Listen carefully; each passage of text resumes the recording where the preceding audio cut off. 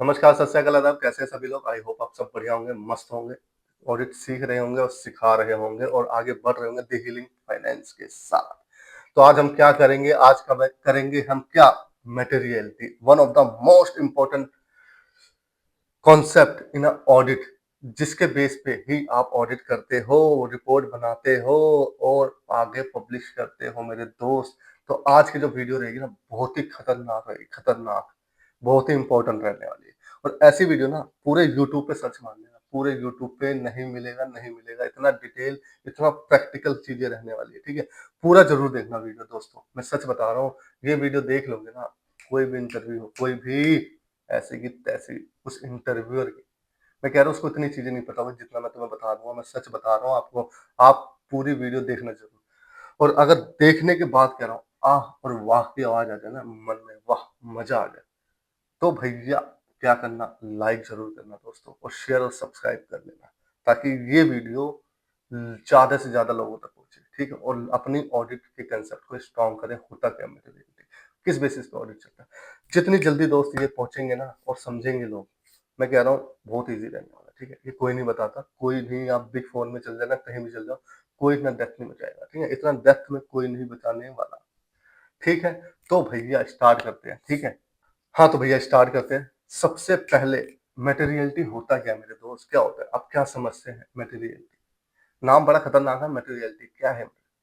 In simple भाषा में एक ऑडिटर की सहन शक्ति, यानी टॉलरेंस लिमिट, कितना वो गलतियां झेल सकता है किसी फाइनेंशियल्स में, वो कितनी गलती झेल सकता है, उसे बोलते हैं ऑडिट भाषा में मटेरियलिटी। That's it. एक ऑडिटर को जानना पड़ेगा उसकी सहन शक्ति कितनी है दोस्त, किसी भी गलती की। हर माँ बाप की भी एक अपनी शक्ति होती है, ध्यान रखना, कि एक बच्चे की क्या जिद कितनी झेल सके, ठीक है। तो उसी प्रकार से एक ऑडिटर को पता होना चाहिए उसकी सहन शक्ति अपने ऑडिट में कितनी है, ठीक है। उसे बोलते हैं मटेरियलिटी, राइट। चल, जरूरत क्यों पड़ी? जरूरत क्यों पड़ी मेरे दोस्त? जरूरत इसलिए पड़ी क्योंकि अगर मटेरियलिटी यानी कि सहन शक्ति ऑडिटर को नहीं पता होता तो वो क्या करता, वो 20 रुपए की गलती को भी ऑडिट में लिख देता मेरे दोस्त की ये 20 रुपए की गलती है, और ऐसी की तैसी कराओ, पढ़ते रहो, 50 पेज की रिपोर्ट बना देता। पढ़ते रह बेटा, पूरा लगा रहे। और जब यूजर वो फाइनेंशियल स्टेटमेंट, मतलब जो स्टेक होल्डर है, शेयर होल्डर, पढ़ता, कहता क्या साला, क्या 10-10 रुपए की गलती लेके बैठा, मेरे से ले ले। तो भैया ऑडिटर होता फट्टू, ठीक है, क्योंकि उसके पास पता ही नहीं मेरी सहन शक्ति कितनी है। तो इस सहन शक्ति का वर्ड, यानी सहन शक्ति की पावर किसने दी? कि एक ऑडिटर के पास भी सहन शक्ति होगी किसी चीज को झेलने की। ये शक्ति आई कहाँ से? ये आई कहाँ से? ये आई आपकी, कहाँ से आई? ये आई आपकी एस से 200। वहां क्या लिखा हुआ पता है आपको 200 में? वहां ये लिखा हुआ है, हे ऑडिटर, यू ऑब्टेन, क्या करोगे आप? ऑब्टेन करोगे एक रीजनेबल एश्योरेंस की financial statement are free from material misstatement. बस भैया, सहन शक्ति मिल गई। अब ये सहन शक्ति का जन्म तो दिया किसने? ऐसे 200 ने, लेकिन इसका पालन पोषण, यानी इसमें कैसे इस सहन शक्ति का पालन पोषण करना है मेरे दोस्त, वो कहाँ मिलेगा? 320 में। तो चलो स्टार्ट करते हैं, लेकिन विदाउट वेस्टिंग टाइम दोस्त। स्टार्ट करने से पहले मैं एक चीज और बताऊंगा कि ऑडिट हम करते कैसे, मतलब एक ऑडिटर एक कंक्लूजन यानी रीजनेबल एश्योरेंस तक का पहुंचता है। कैसे पहुंचता है? एक हेलीकॉप्टर व्यू देने वाला हूं। ये हेलीकॉप्टर व्यू आपकी ऑडिट में इतना मजा आएगा ना भाई साहब, ये करोगे ना तो अच्छा, यही तो होता है एक्चुअल ऑडिट में, सही में ऐसे ही पहुंचते हैं।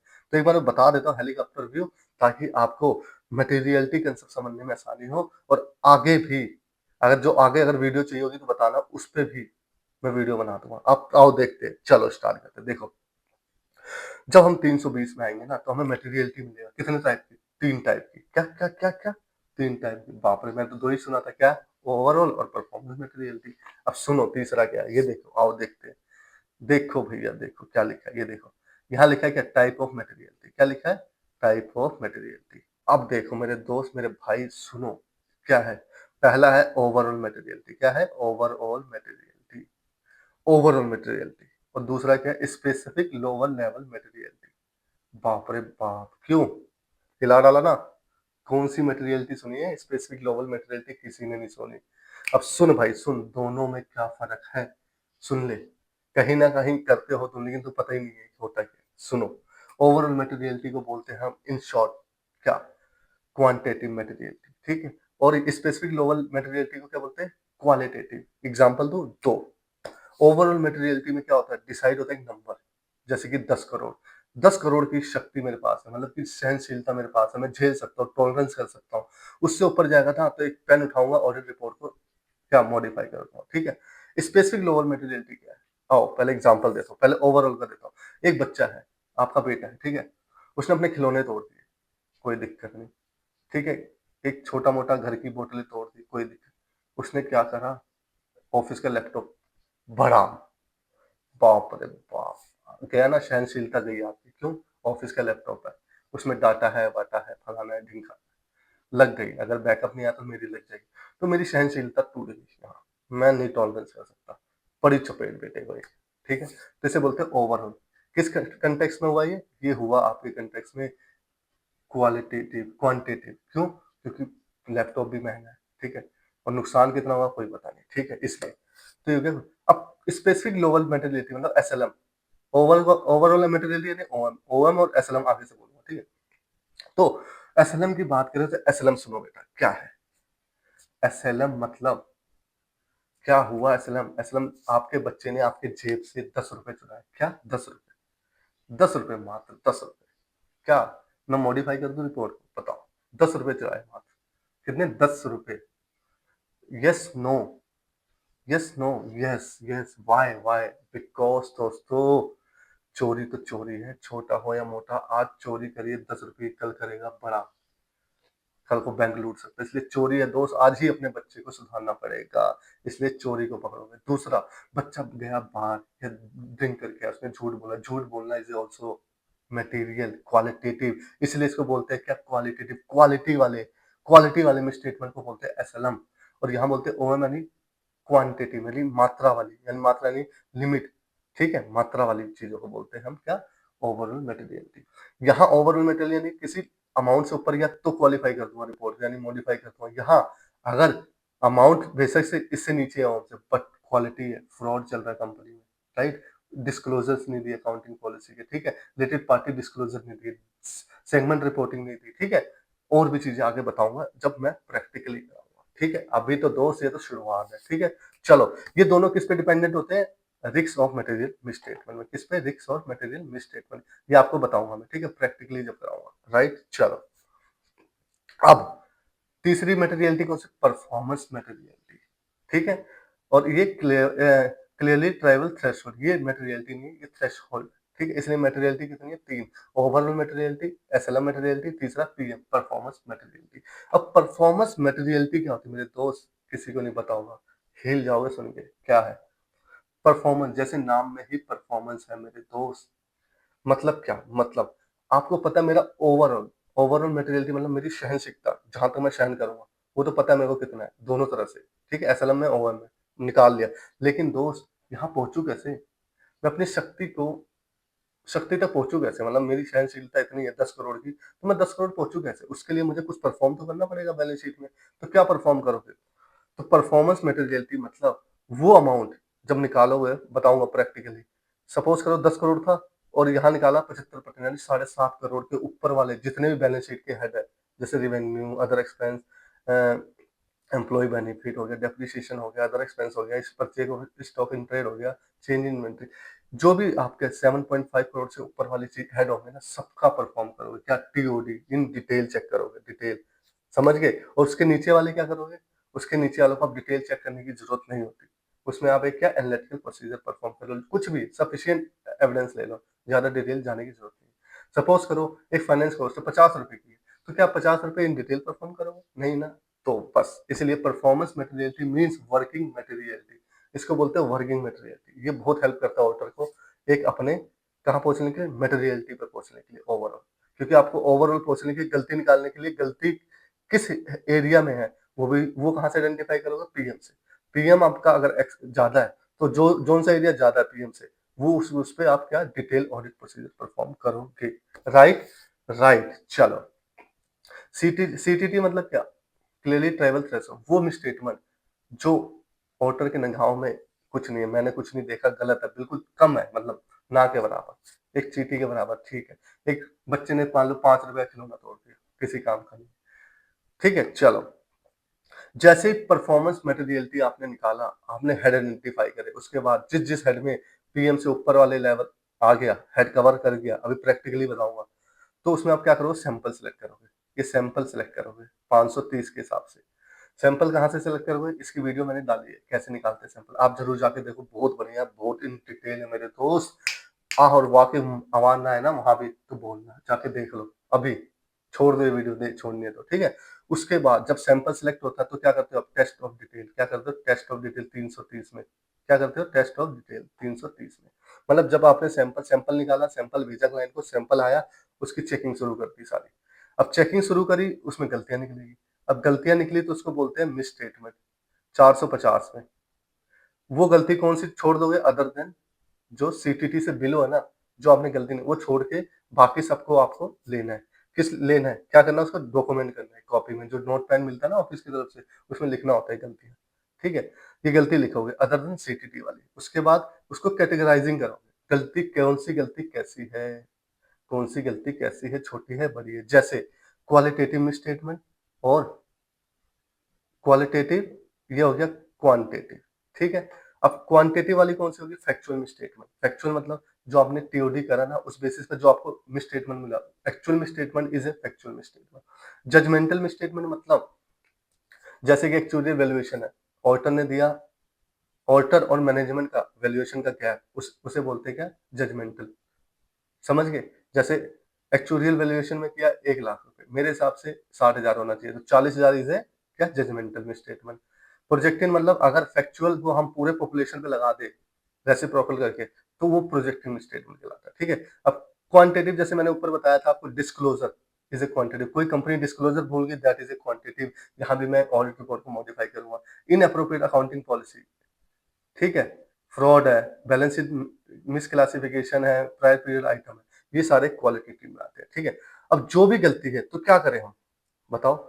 हमने गलती निकाली और ये गलती सारी ओएम और एसएलएम से ऊपर है, मॉडिफाई कर दूँ? नहीं मेरे दोस्त, उससे पहले क्या करना पड़ेगा? उससे पहले आपको बताना पड़ेगा, टीसीडब्ल्यूजी को बोलना पड़ेगा, हे टीसीडब्ल्यूजी, मुझे ये सारी गलतियाँ मिली है, इसको करेक्ट कर दो।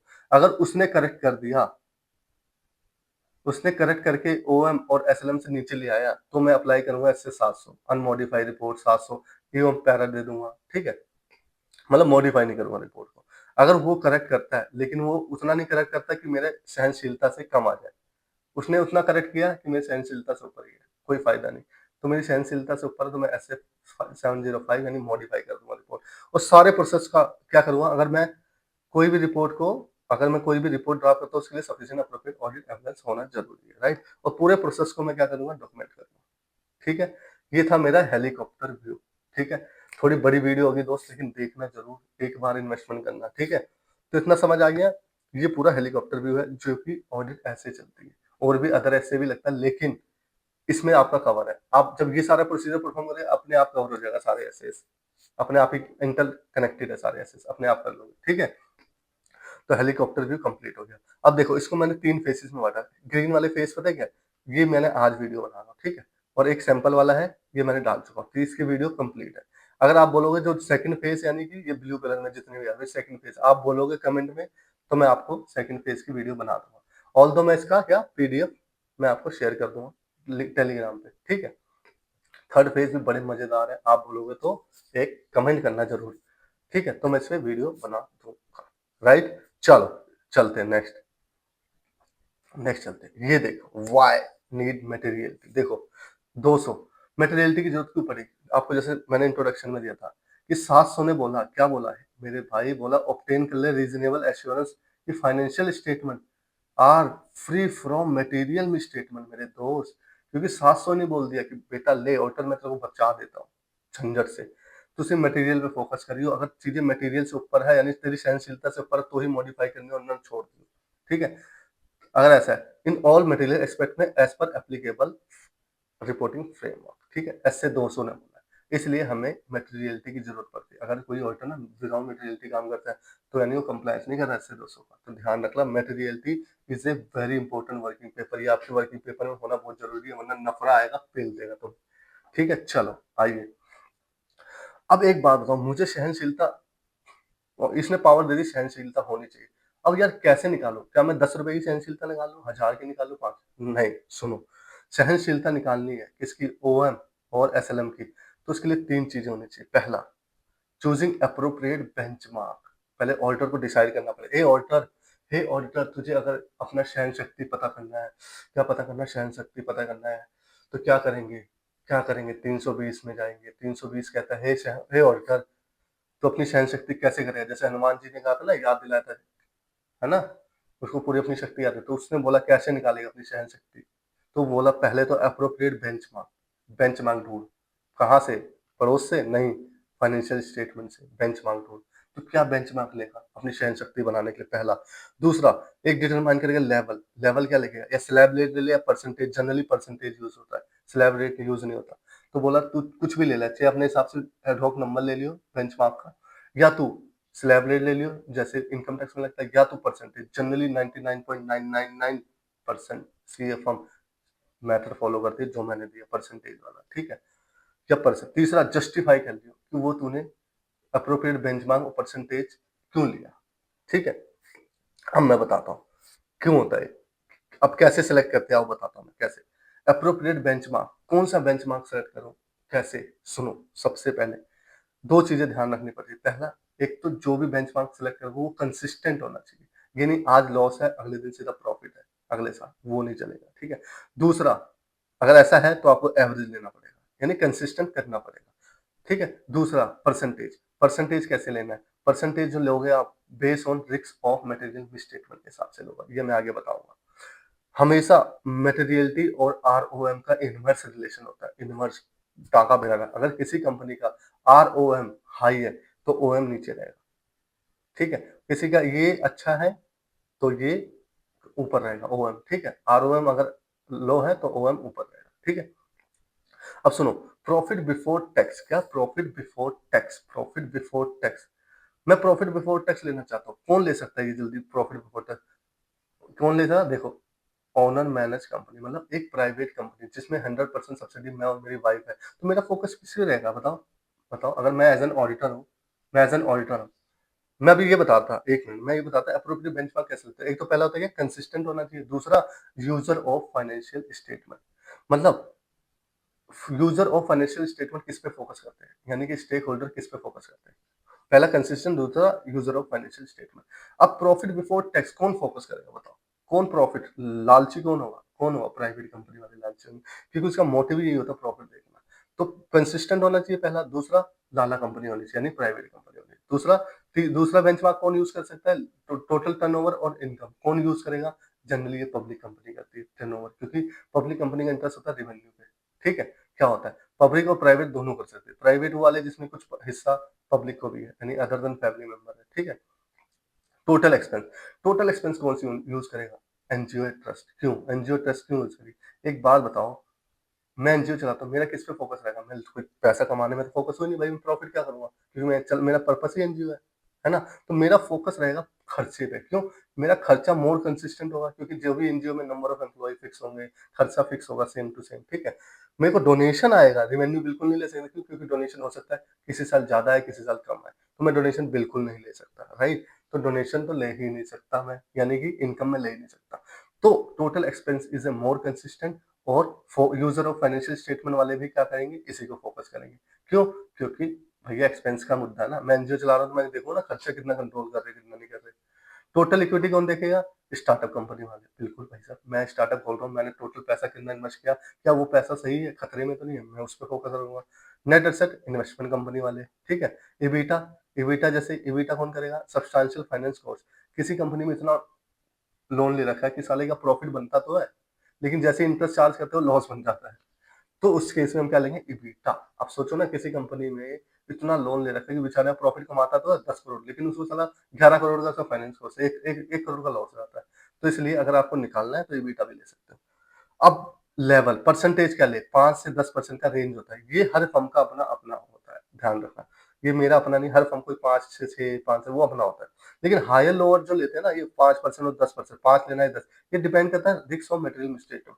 अगर रिस्क ऑफ मटेरियल मिस्टेकमेंट किसी कंपनी में ज़्यादा है, तो हम बेस कम वाला लेंगे, 5% वाला, ठीक है? और अगर किसी का रिस्क और मटेरियल में कम है तो वेस्ट ज़्यादा नहीं है। क्यों? अगर ज़्यादा है तो ऑब्वियसली मैं चाहूँगा ना, अगर बेटा ज़्यादा शैतान है, तो मैं चाहूँगा मेरा टॉलरेंस लिमिट कम हो, है ना? सहनशीलता कम हो ना, अगर बच्चा शैतानी करेगा, ज़्यादा तोड़-फोड़ करता है तो मैं बच्चे को रिस्ट्रिक्ट करूँगा ना जल्दी से जल्दी आके, लोअर लिमिट पे 5% पे आके। 10% थोड़ी बच्चा और खर्चा करता रहे, खर्चा करता रहे, नहीं ना गलती करते रहे। 50 खिलौने तोड़ दे, इससे अच्छा मैं कहूँगा ना 20 खिलौने पे आके रोक दूँगा बच्चे को। तो इसलिए इसके आपस में रिलेशन इनवर्स होता है, ठीक है? अब देखो परफॉर्मेंस मटेरियलिटी मतलब क्या? 320 में क्या लिखा है? Performance material as an amount set by the author at below overall materiality to reduce and appropriately low level the probability of aggregate of uncorrected or undirected misstatement exceed overall materiality। समझ गए? ये इसलिए set करते हैं क्योंकि overall materiality से कम रहे misstatement. अब मैं इसको मैं प्रैक्टिकली जब करता हूँ तो बता दूंगा, वो ज्यादा बेटर रहेगा, ठीक है? चलो, अभी यहाँ मैं बता दूं इन शॉर्ट में कि अगर सपोज करो ओएम आपने 10 करोड़ रखा है और आपने पीएम निकाला। अबे पीएम ही जब उसका कम रखा होगा 75%, सपोज करो ओएम का पीएम 75% होता है जनरली, तो क्या होगा? अब वो 75% पे आप डिटेल करोगे तो मटेरियल स्टेटमेंट क्या कराओगे? करेक्ट कराओगे। जैसे मैंने आपको हेलीकॉप्टर भी मिला, अब वो करेक्ट हो ही जाएगा तो ओएम तक पहुंचोगे कैसे भाई साहब? पहले ही तुमने सब चीजें टीओडी चेक करी, सारी गलती वाली मैनेजमेंट को भेजा, मैनेजमेंट ने करेक्ट कर लिया तो ओएम तक पहुंच ही नहीं पाओगे, पीएम से तो गुजरना पड़ेगा ना ओएम को। अरे जो भी पीएम में फंसा उसको करेक्ट कराओगे, सही कराओगे। अब मैनेजमेंट नहीं सही करता तब जाकर वो हम तक पहुंचोगे, ठीक है? चलो, ये देखो, determine the materiality. Materiality is a क्या? वर्किंग मटेरियलिटी बोलते हैं इसको, ध्यान रखना। अगर ऐसा कुछ है, अगर पीएम से ऊपर है तो उस पे क्या करोगे आप? Work to support their audit opinion, मतलब उस पे इनफ वर्क करोगे, मतलब इन डिटेल टेस्टिंग करोगे, क्योंकि उसमें आपका रिस्क और मटेरियल स्टेटमेंट ज्यादा है। अब ये सीटीटी मतलब वही कि आपको कुछ नहीं करना। ये जनरली निकलता क्या है? पीएम निकलता है, ओएम और एसएलएम का 65 से 75% लेते हैं, ठीक है? और इसका मैंने सैंपल वाली वीडियो यूट्यूब पे डाली हुई है, ठीक है? और सीटीटी हमारा जनरली 5% होता है, किसका? ओएम और एसएलएम का, राइट? अब देखो, एक बार ये एग्जांपल देख लो। ओवरऑल मटेरियलिटी कितना निकाला है कंपनी का? 1,40,000, ठीक है? Performance materiality 1,05,000, CTT has been 7,000 रुपए, ठीक है? अब इसमें रिस्पॉन्स देना है, कंपनी ने क्या रीपेमेंट करा है, तो मैं इसमें क्या करूँ? देखो 6,000 है रीपेमेंट, क्या मैं इसमें, क्योंकि ये मेरे पीएम से कम है, परफॉर्मेंस मटेरियलिटी से कम है, तो मैं क्या करूँ यार इसमें? छोड़ सकता हूँ। छोड़ इसलिए सकता हूँ, ये सीटीसी से कम है। मान लो पूरा का पूरा अमाउंट गलत भी है तो क्या करूँगा यार? छोड़ ना, सीटीसी से कम है। अब 90 है, ये 90 है। अब सेकंड वाला देखो, ये मेरा पीएम से कम है, किससे? परफॉर्मेंस मटेरियलिटी से कम है, तो क्या मैं इसको क्या करूँ बताओ? क्या करूँ? करोगे, लेकिन इन डिटेल करने की जरूरत नहीं है। देखो क्या लिखा है, लेस देन परफॉर्मेंस में ऑडिटर में नीड टू डू समथिंग, कुछ करो, कुछ मतलब जैसे कि एनालिटिकल प्रोसीजर कर लो, आपने रीपेमेंट करा इनटू 12 कर लो, स्टेटमेंट मंगा लो, खत्म करो, ज्यादा डिटेल घुसने की जरूरत नहीं। लेकिन कोई ऐसा जो पीएम से ऊपर है, जैसे 150, तो भैया इसमें रिस्क और मटेरियल मिस्टेक ज्यादा है, इसको जल्दी पकड़ो। मोटे चीज को जल्दी जल्दी पकड़ोगे ना, ताकि मैं अपने ओवरऑल मटेरियलिटी पे पहुंच सकूं। अगर एक मोटा चीज गलती मिल गया तो भाई साहब रिपोर्ट तो क्वालिफाई होएगी ना सीधा सीधा। तो छोटी-मोटी चीज़ों को ना करके मोटी-मोटी चीज़ों को पकड़ो। अब 750 में यही है, 750 ये देखो, 150 है, 150 में क्या है? मोर देन परफॉर्मेंस मटेरियलिटी, तो इसमें क्या कर रहे हो आप? टेस्टिंग कर रहे हो सैंपल को, ठीक है? इसमें इन डिटेल टेस्टिंग कर रहे हो, ठीक है? चलो, नेक्स्ट चलते हैं। हाँ, अब फेज़ 2 देखो, फेज़ 2 में चाहिए वीडियो आपको, तो आपको क्या करना पड़ेगा? टेलीग्राम पे जाओ और टेलीग्राम पे मैं नोट डाल दूँगा, वो पढ़ लेना। फेज़ 3 के लिए आपको कमेंट करना पड़ेगा, क्योंकि इसमें बड़ी मेहनत लगेगी। तो आप कमेंट कर लो, अगर चाहिए तो बना दूँगा, ठीक है? आओ प्रैक्टिकली करते हैं इसको, फटाफट, फटाफट। अब प्रैक्टिकली कैसे करते हैं मटेरियल की? क्या प्रैक्टिकली कैसे करते हैं? देखो, द हीलिंग फाइनेंस लिमिटेड एक कंपनी है, जिसमें क्या हो रहा है, उसकी ये सारी बैलेंस शीट डाली हुई है मैंने, ठीक है? कंपैरेटिव भी करा हुआ, ताकि मुझे अगर एवरेज करना हो तो एवरेज करूँगा। तो मैंने इसमें क्या लिया? देखो, बैलेंस शीट डाल दिया, मैं ये एक्चुअल प्रैक्टिकल मटेरियलिटी बता रहा हूँ, ऐसे ही होता है, ठीक है? मैंने बैलेंस शीट लिया, ये पी&एल लिया और एक रिलेटेड पार्टी लिया, बताऊँगा क्यों लिया, कैलकुलेट करा मटेरियलिटी, ठीक है? अब मटेरियलिटी किस पे डिपेंड था? मैं आपको बता देता हूँ, किस पे डिपेंड था, मैं एक बार बता देता हूँ। ये देखो किस पे था, ये लिखा ना, रिस्क ऑफ मटेरियल मिसस्टेटमेंट पे। तो सबसे पहले हम क्या परफॉर्म करेंगे? आरओएम। देखो, डिटरमाइन, ये कंपनी का नेम वगैरह डाल देना, ठीक है? अब ये कुछ मेरी फर्म ने क्या बना रखे, कुछ 27-28 पॉइंट डाले हैं। यहाँ एसेस करना है हमने, रिस्क ऑफ मटेरियल में स्टेटमेंट करना है। जैसे न्यू एंगेजमेंट है, अगर न्यू होगा तो क्या होगा? रिस्क ऑफ मटेरियल में स्टेटमेंट हाई होता है। ये मेरे लिए न्यू नहीं है तो मैंने रखा है, या लो लिख दूंगा, जो भी है। स्टार्टअप एंटिटी है तो भी हाई होगा, ठीक है? Significant concern identify at client acceptance and continuous relationship में कुछ दिक्कत आई है, इंटीग्रिटी पे डाउट है मैनेजमेंट के, ऐसे कुछ इफेक्टिव चीजें डाली हुई है, मतलब बहुत चीजें डली हुई है। इन चीजों को देखना है, यहाँ लिखना है, और यहाँ अपने ड्रॉप डाउन से आपको रेंज देना है, 1 से 10 के बीच में, 1 से 3 में। जो भी आपको नीचे बनेगा यहाँ परसेंटेज अपने आप बन जाएगा, ठीक है? मान लो 35% निकला, तो मेरा किसके अंडर फॉल कर रहा है? मीडियम रिस्क है। Risk of material misstatement medium है। जनरली मीडियम हटा देते हैं, कम फर्म हाई और लो रखती है, ठीक है? तो मैंने यहाँ मीडियम ही रखा हुआ है। तो मैंने मीडियम फँसा है, तो मीडियम ये परसेंटेज जो ये है, यहाँ का परसेंटेज, ये कौन डिसाइड करता है? ये फर्म की अपनी इंटरनल होती है, कुछ भी लिख सकते हो। मीडियम क्या रेंज लेना है, रिस्क हाई रिस्क कौन से रेंज में लिखना है। हाई रिस्क हो सकता है 90 से 100 के बीच में ले ले फर्म, ठीक है? तो ये चीज़ें होती है। आओ हम निकालते हैं, कैसे निकालते हैं? रिस्क वो मटेरियलिटी। देखो क्या करा हुआ है, ये क्या है? देखो प्रॉफिट ओरिएंटेड है, ठीक है? सिलेक्ट एंटिटी यानी डीलिंग फाइनेंस होगा यहाँ पे। मैंने लिया प्रॉफिट बिफोर टैक्स, क्योंकि प्राइवेट लिमिटेड है, मेरी ख्याल पब्लिक लिमिटेड है, बट मैंने फिर भी प्रॉफिट बिफोर टैक्स ले लिया। वैसे रेवेन्यू होना चाहिए, बट कोई नहीं, अभी मान के चलो ये प्रॉफिट बिफोर टैक्स एक प्राइवेट लिमिटेड है, ठीक है? तो मैंने यहाँ लिंक कर दिखा है, ठीक है? यहाँ लिंक कर दिया मैंने क्या? प्रॉफिट को, राइट? ये देखो प्रॉफिट को लिंक कर दिया, जो भी प्रॉफिट था मैंने उसको लिंक कर दिया है, राइट? राइट, राइट, एक सेकंड, ठीक है? चलो, ये प्रॉफिट रिंग है। अब देखो ये मटेरियलिटी का सजेस्टेड मटेरियलिटी रेंज की मैंने रेंज बनाया था 5 से 7, तो मेरा क्या है? 7 ले लिया मैंने, क्यों? मेरे मीडियम रिस्क है, तो मैंने 7 ले लिया। इसकी मेरी ओवरऑल मटेरियलिटी आ गई 207 करोड़, ठीक है? और परफॉर्मेंस मटेरियलिटी आ गई मेरी कितनी? 155 करोड़। अभी करोड़ मान के चलते हैं, ये करोड़ है इन लैक्स है? एक मिनट देख लेते हैं हम कितना है, एक सेकंड। इन लैक्स, सॉरी इन लैक्स है, ठीक है? तो मेरा आ गया ओवरऑल मटेरियल 207 लाख, ठीक है? परफॉर्मेंस मटेरियलिटी आ गई मेरी 155 लाख, और सीटीटी, मेरी सीटीटी आ गई 110 लाख, ठीक है? अब 10 लाख से नीचे, अब देखो आप प्रैक्टिकली दिखाता हूँ, ये आ गया मेरा ओवरऑल मटेरियलिटी चल रही है, ठीक है? अभी स्पेसिफिक लोअर मटेरियलिटी आ जाओ, कैसे निकालते हैं? ये देखो, ये देखो स्पेसिफिक लोअर मटेरियलिटी मतलब क्या? रिलेटेड पार्टी ट्रांजेक्शन, ये मेरी क्वालिटेटिव है भाई साहब, क्वालिटेटिव है ये। तो रिलेटेड पार्टी का मैंने अलग से निकाला है। जो भी मेरी रिलेटेड पार्टी थी, ये देखो रिलेटेड पार्टी थी, ये थी। सारी रिलेटेड पार्टी नोट से उठाया, टोटल रिलेटेड पार्टी ट्रांजेक्शन को लिंक करा, ठीक है? इससे मैंने क्या निकाला? Materiality, right? उसका मैंने 1% निकाल लिया मटेरियलिटी। जनरली 1% लेते हैं सब, ठीक है? क्योंकि एक तरह से क्या है? सेल है, रेवेन्यू टोटल, तो 1% ले लिया। उसका भी मैंने क्या निकाला? परफॉर्मेंस निकाल लिया। उसका भी मैंने क्या निकाला? सीटीटी निकाल लिया, रिलेटेड पार्टी। अब जैसे डायरेक्टर रेम्यूनरेशन हो गया, ये भी मेरे क्वालिटेटिव है, क्यों? क्योंकि डायरेक्टर रेम्यूनरेशन में क्या होता है? 11% का एक कंपनी एक्ट बोलता है, 11% से ऊपर है तो भैया आपको क्या करना होता है? स्पेशल रेजुलेशन वगैरह पास करना होता है। तो ये भी मेरा क्या है? क्वालिटेटिव। इसमें जरूरी नहीं है कि वो मेरा ओएम से ऊपर जाए। ओएम मैंने कितना था? 207 करोड़ से ऊपर जाए तो ही, 207 करोड़ थोड़ी दिया होगा यार। तो 207 करोड़ से ऊपर ना जाए तब भी मैं यहाँ क्वालिफाई करूंगा, क्योंकि ये स्पेसिफिक स्टैट्यूटरी लॉ के थ्रू बोला गया है, ठीक है? तो जितने भी स्टैट लॉ के थ्रू बना है, जितने भी क्वालिटेटिव चीजें, जो भी नॉन कंप्लायंसेस है, all are cover in SLM, ठीक है? मटेरियलिटी में, तो आपको ध्यान रखना है, ठीक है? तो ये हो गया। और डिस्क्लोजर, जितने भी डिस्क्लोजर है, जैसे सेगमेंट रिपोर्टिंग नहीं करी, ये सब मेरा क्या हो गया? लोअर लेवल मटेरियलिटी में आ गया। तो मैं कुछ मटेरियलिटी निकाला, जैसे शेड्यूल वाले मटेरियलिटी में जीरो टॉलरेंस है, क्यों? एक भी मिसस्टेटमेंट है ना, अगर एक भी शेड्यूल 3 का डिस्क्लोजर मिसिंग है ना, मैं क्वालिफाई कर दूंगा रिपोर्ट, ठीक है? देखो ये लिखा है as required by statutory law, SA, Ind AS, FEMA, SEBI, जो भी सेबी, इंडेस वगैरह, जो भी जिसकी भी जो भी डिस्क्लोजर कंप्लायंस है वो नहीं करा, तो सब क्वालिफाई होगा रिपोर्ट, ठीक है? डायरेक्टर रेम्यूनरेशन इसलिए गया क्योंकि स्पेसिफिक लिमिट है 11% वाला, उससे ऊपर नीचे हुआ तो मैं क्वालिफाई कर दूंगा। रिलेटेड पार्टी मैंने अलग से निकाला है, क्योंकि रिलेटेड पार्टी कभी भी ओएम में कवर ही नहीं होगा यार। अगर मान लो पूरी की पूरी रिलेटेड पार्टी भी खराब हुई, गलत हुई, तो मेरा ओएम से नीचे ही है ना यार।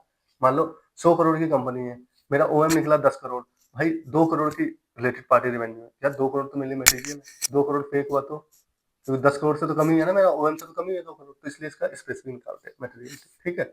चलो, जब ये स्टेटमेंट निकलता है तो हम यहाँ पे क्या करते हैं? जो भी गलतियां निकलती है ना, ये जो सेकंड फेज है, ये देखो, जब आप टीओडी करोगे तो उसका एक डॉक्यूमेंट है, देखो रिक्लासिफिकेशन में स्टेटमेंट, फैक्चुअल में स्टेटमेंट, प्रोजेक्टेड में स्टेटमेंट, जजमेंटल में स्टेटमेंट, ये सारे में स्टेटमेंट है, ठीक है? ये कुछ वर्किंग पेपर है, उसका ऐसे बनता है, ठीक है? आप बोलोगे तो नेक्स्ट वीडियो बनाऊंगा, ठीक है? अब एक चीज मैं तुम्हें बताना रह गया हूँ, परफॉर्मेंस मटेरियलिटी वाला, ये देखो परफॉर्मेंस मटेरियलिटी क्या था, देखो पीएम, ये देखो ये पीएम है, पीएम मेरा 155 निकला। अब जो भी 155 है, उससे ऊपर वाले को मैं क्या करूंगा? इन डिटेल जाऊंगा, जैसे कि ये 2373 करोड़, इसको मुझे डिटेल करना पड़ेगा, इसको डिटेल। अब देखो ये 8 करोड़ है, सॉरी 8 लाख है, इंटेल क्या करूँ 8 लाख के लिए यार? इसमें मेरा ज्यादा रिस्क है नहीं है ना? अगर मैं इस हेड को छोड़ भी देता हूँ ना, तो दोस्त, लेकिन छोड़ना नहीं है, ज्यादा डिटेल नहीं करना, बट इसमें ओवरऑल मोटा मोटा आपको चेक करना है। इसमें आपको सफिशिएंट एप्रोप्रिएट ऑडिट एविडेंस ले लेना है। इन डेप्थ नहीं चेक करना, बट चेक करना है, ठीक है? तो ये आपको यहाँ ले लेना है। यहाँ आपको देखो, यहाँ आपको ज़्यादा रिस्क नहीं है, तो यहाँ नो लिखा हुआ है। क्यों? क्योंकि यहाँ पे इन डेप्थ करने की टीओडी करने की ज़रूरत नहीं है। इन शॉर्ट टीओडी करने की ज़रूरत नहीं है। यहाँ भी देखो टीओडी करने की ज़रूरत नहीं है। अदर फाइनेंस हेड में कुछ अमाउंट आ रहा है, क्योंकि 155 से भी नीचे यहाँ भी टीओडी करने की ज़रूरत नहीं है, राइट? पी&एल में भी देखते हैं, जैसे फाइनेंस कॉस्ट है, ये 155 से नीचे यहाँ भी टीओडी करने की ज़रूरत नहीं है, राइट? रिलेटेड पार्टी में आते हैं। रिलेटेड पार्टी का मैंने स्पेसिफिक मटेरियलिटी निकाली थी, ठीक है? ये 23 करोड़ की, ठीक है? तो 23 करोड़ की पीएम निकाली थी मैंने किसकी? एसएलएम की। तो एसएलएम की रिलेटेड पार्टी की मैंने 23 करोड़ निकाली, तो यहाँ पे मैंने क्या निकाला है? ये देखो, इसकी करनी पड़ेगी, इसकी ये देखो 9, ये 10 करोड़ है, ये 10 लाख है। ठीक है ना, छोड़ देते हैं, इसकी ज़्यादा करेंगे। एक बिल ले लो, बिल भी मत लो यार, बैंक से ट्रेस कर लो, खत्म करो, सफिशिएंट एप्रोप्रिएट ऑडिट एविडेंस है, ठीक? तो कुछ ऐसे देखना होता है, ठीक है? तो भैया आई होप आपको मजा आया होगा। वीडियो हो गई लंबी, कोशिश थी कि छोटी करूं, 20 मिनट की, बट नहीं हो पाती यार, क्या करूं? डेप्थ समझाता हूँ, डेप्थ में जाता हूँ तो घुस जाता हूँ, ठीक है? तो आप बताना आगे से, अगर छोटी वीडियो करनी है, आपको समझ आता है मेरी, तो मैं आप पर शॉर्टकट मारने की कोशिश करूंगा, कुछ मोटा मोटा समझा दूंगा, ठीक है? आई होप, ठीक है, आपको समझ आया होगा, ठीक है? चलिए, ओके, बाय बाय।